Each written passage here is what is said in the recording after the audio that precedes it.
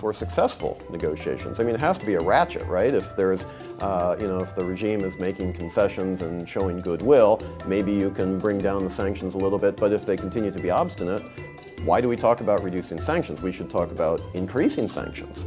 I fully agree with that. And I think that in order to produce any meaningful outcome from the negotiation, we need to be very clear that we need internal pressure and external pressure.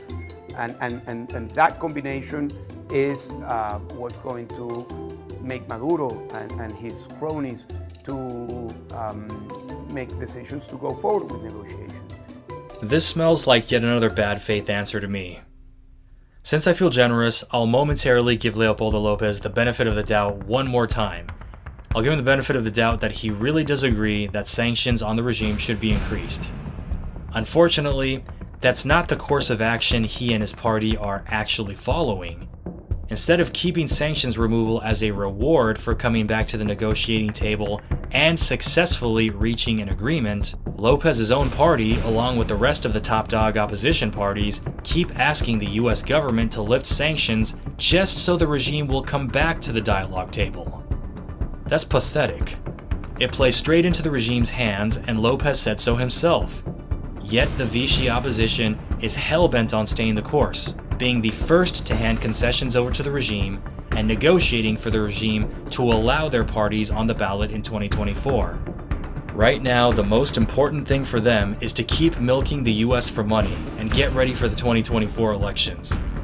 I think Lopez is going to run for president in 2024, and he needs successful negotiations so he can appear on the ballot and then come back to Venezuela with the guarantee of his personal safety.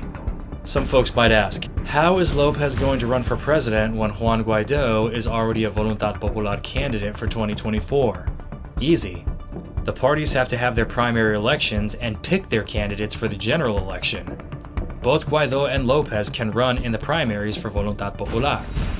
They can campaign and get media airtime for their own brands, which they can then translate into a job somewhere if they lose the primary. They can travel around the world fundraising from businessmen who would love to be enchufados under an opposition-controlled government, and even milk more money in small donations from hopeful people in the diaspora.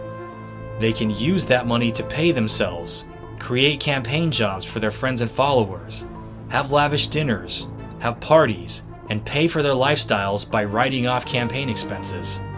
These elections mean everything to these opposition politicians because career politicians need elections and they need to fundraise. And in order to fundraise, the more hated ones have to sell out special interests. None of these things can happen if there are drone strikes in the capital, or if there's a Venezuelan Liberation Army shooting it out with the Tupamaro Collective in the streets. That's the real reason why Guaido said a long time ago that an armed insurgency is not an option.